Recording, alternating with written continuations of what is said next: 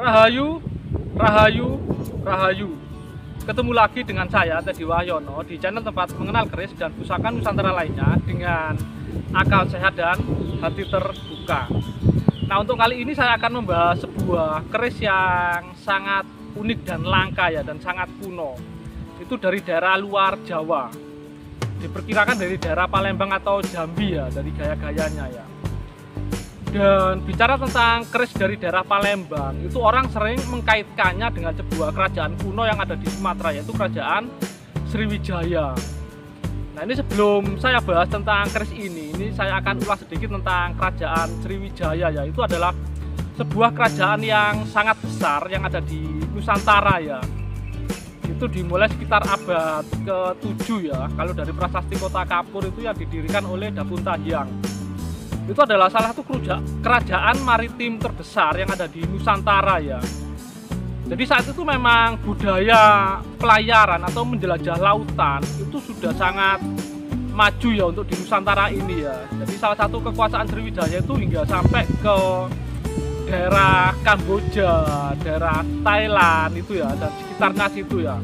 Dan memang untuk budaya pelayaran sendiri di Nusantara itu bahkan jauh sebelum Sriwijaya itu bisa dibilang yang paling maju ya di Nusantara ini ya.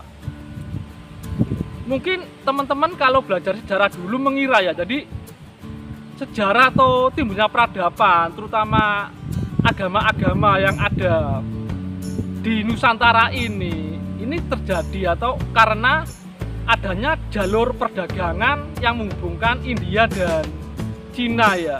Jadi konon pelayaran orang India, orang Cina, dan sehingga ke Indonesia mereka menyebarkan budaya-budayanya.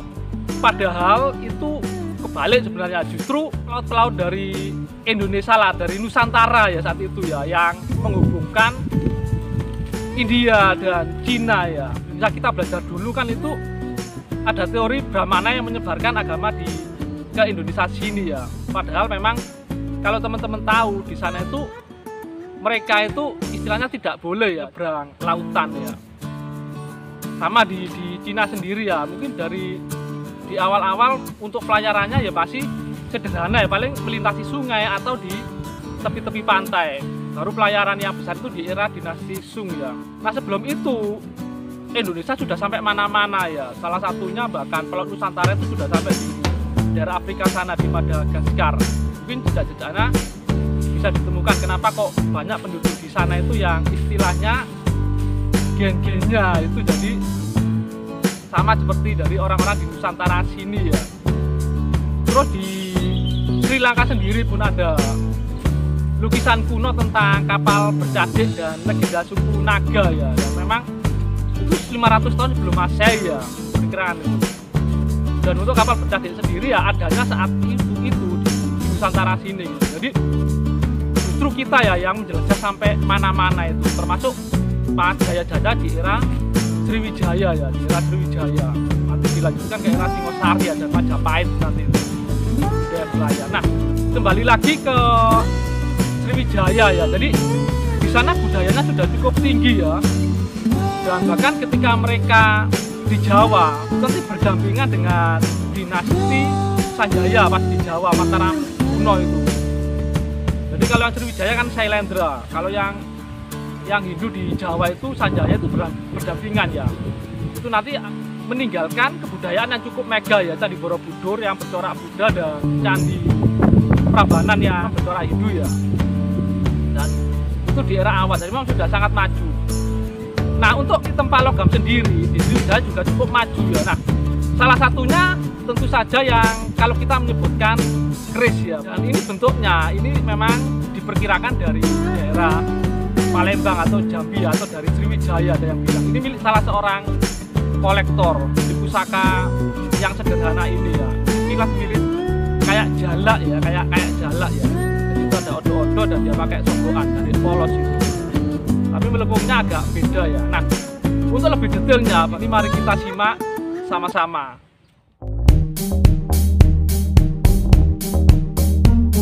Ini adalah detail warongkonya, itu bagian bawah tadi disebut buntut ya.